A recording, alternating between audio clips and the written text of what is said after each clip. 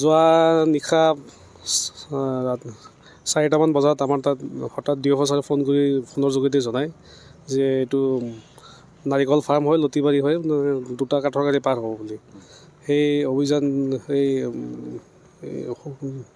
Secret ইনফৰমেশ্যনৰ হিচাপত আমি মানে ওলাই যাওঁ। ওলাই গৈ মানে লতিবাৰী পাৰ্ট 3 যিটো গাঁও পঞ্চায়তৰ অফিচ আছে তাৰ সন্মুখত মানে আমি 2টা কাঠৰ কুন্দাৰ সৈতে মানে কুন্দাসমূহ সৈতে মানে 2টা কাঠৰ গাড়ী আমি মানে আটক কৰিবলৈ সক্ষম হওঁ। কি গাড়ী? এনে টাটা মোবাইল 2টা। আনুমানিক কিমান টকাৰ কাঠ এনে আনুমানিক 3 লাখ টকা হ'ব লাগে। শাল আছে, গমাৰি আছে, কৰৈ আছে, পমা আছে। কাৰোবাক আটক কৰিছে? এনে মালিকক আটক কৰি ৰাখিছোঁ সোধপোছৰ কাৰণে। আৰু কি নাম? নামটো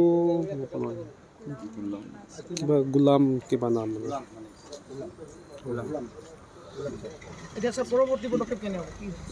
এতিয়া যদি কাঠখিনি যদি দেখা যায় আমাৰ ৰিজাৰ্ভ ফৰেষ্টৰ পৰা কাটা বুলি আমি গম পাওঁ, এষ্টাব্লিছ কৰিব পাৰোঁ, তেতিয়া আমি কোৰ্টলৈ ফৰৱাৰ্ড কৰি দিম।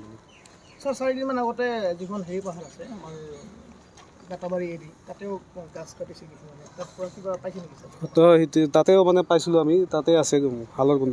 এইখিনি মানে আমাৰ PRFৰ ভিতৰত নপৰে, মানে আনক্লাছিফাইড ফৰেষ্ট বুলি কয় এইটো। মানে কাঠৰ এই ব্যৱসায়টো চলি আছে আমাৰ ইয়াতে, বা আপুনি অভিযানো বহুত চলিছে, এইবোৰ কি ক'ব?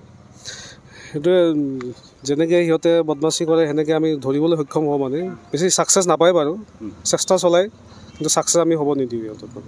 যেনেকৈ পাৰোঁ আমি কাঠখিনি ৰিকভাৰ কৰোঁ।